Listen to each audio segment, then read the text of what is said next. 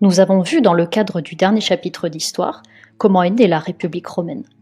Pour rappel, selon les auteurs romains, la République serait née en 509 avant Jésus-Christ. À cette date, le dernier roi étrusque, Tarquin le Superbe, aurait été évincé du pouvoir par le peuple romain. À sa place, la cité de Rome passe sous le contrôle de 2 consuls, c'est-à-dire 2 magistrats qui dirigent le gouvernement et l'armée. Ainsi, progressivement, on crée de nouvelles institutions. On trouve d'abord les comices, qui sont une assemblée de citoyens, qui sont en charge de voter les lois et d'élire les magistrats. Rappelez-vous, on a vu qu'au sein de ces assemblées, le système de vote favorise les plus riches, à savoir les patriciens. Il y a ensuite les magistrats qui sont élus pour 1 an. Alors, il y a une hiérarchie très nette au sein de ces magistratures. On commence d'abord questeur, c'est-à-dire qu'on était en charge de la gestion du trésor de la cité. Et puis, si on était élu, on montait en fait les échelons pour finalement devenir censeur. Les censeurs en fait avaient le privilège de pouvoir désigner les membres du Sénat. Donc la dernière institution, eh bien, c'est le Sénat. Le Sénat, c'est une assemblée d'anciens magistrats. Pour la plupart d'entre eux, ce sont des patriciens. Alors pourquoi est-ce que le Sénat est une institution importante ? Parce que le Sénat détient en fait un pouvoir considérable.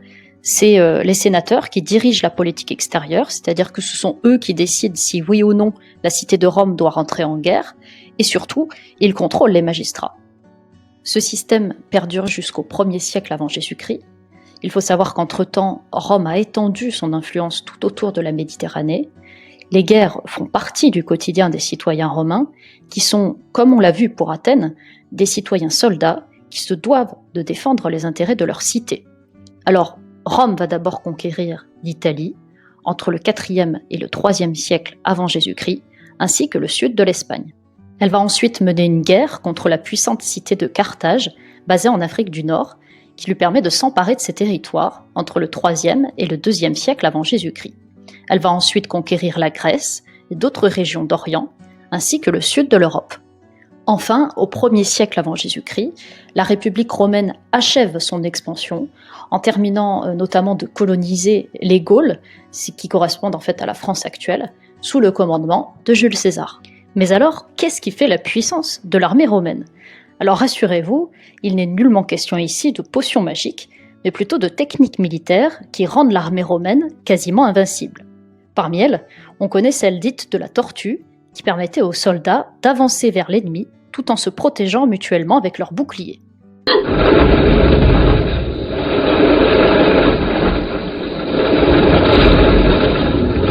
C'est pas les tortues. Ah si? Non, c'est pas ça les tortues. Si, non mais d'un point de vue militaire, c'est ce qu'on appelle la formation de la tortue. D'un point de vue militaire. Et d'un point de vue animalier, une tortue, c'est rond, ça a 4 petites pattes et ça a une horrible vilaine tête. Ça, c'est une tortue. Les soldats romains utilisent aussi des catapultes qui leur permettaient d'affaiblir des villes entières tout en restant à distance.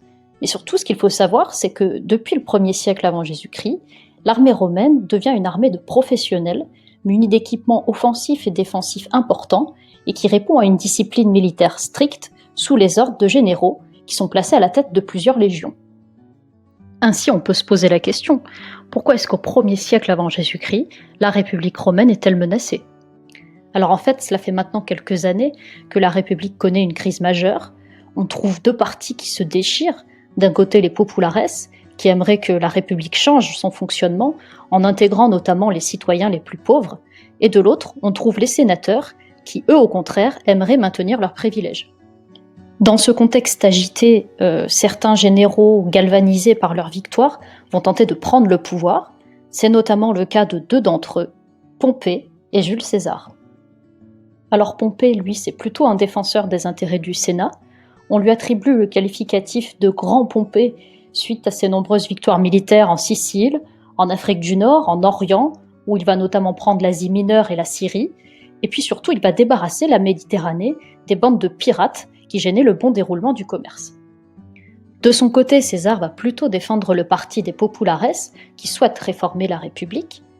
Et même si au départ leurs opinions sont différentes, César et Pompée s'entendent plutôt bien. César va même offrir la main de sa fille à Pompée pour sceller une alliance politique entre eux. Quelque temps après, César quitte Rome pour achever la conquête des Gaules. Sauf que Pompée va profiter de l'absence de César pour se rapprocher du Sénat et se faire nommer seul et unique consul de Rome, ce qui est totalement contraire à la tradition politique romaine. César, qui est en Gaule, l'apprend et décide du coup de rentrer à Rome. Une guerre civile se déclenche entre les deux hommes. César réussit à reprendre l'Italie et Rome à Pompée, qui du coup est obligé de fuir.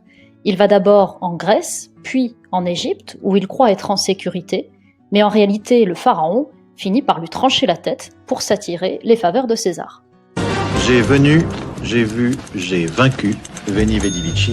Vous gravez les formules d'usage et vous signez Caesar. Caesar ou César? Non, César. Je trouve le son intéressant, mais... Vous m'en graverez 4 blocs. César rentre alors triomphant à Rome et on lui décerne une dictature pour 10 ans, c'est-à-dire un pouvoir total. Mais on l'accuse en fait de vouloir se faire roi. Alors il finit par être assassiné à son tour, au milieu du Sénat, en 44 avant Jésus-Christ. Après la mort de César, s'ensuit 15 ans de guerre civile, et c'est son petit-neveu, que César avait adopté de son vivant, Octave, qui va mettre fin à cette guerre en remportant une ultime bataille en 31 avant Jésus-Christ, et l'arrivée au pouvoir d'Octave va mettre fin définitivement à la République romaine, qui aura tout de même traversé près de 5 siècles.